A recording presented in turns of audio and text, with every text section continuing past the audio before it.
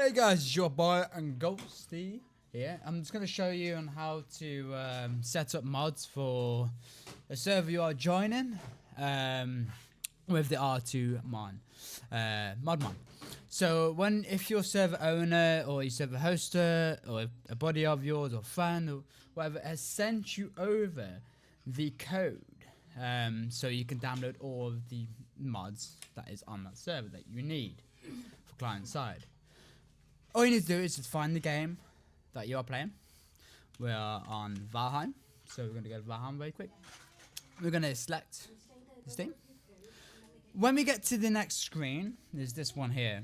We'll have our, we have each one's a different mods on, okay? Which one we select? We're going to go to default, because that's the one we have the mods on for the server.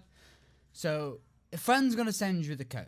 The code for me is, so the code should be pretty long. So copy the code that you've got given from your server hoster, find the one now. Once you've got that and you're in this screen, you want to go to default, import, and update. So we see here, update existing profile. We want to do the existing. So, and then it should say here, from code. This is what we want. From code. Click on from code. Fix issues before importing.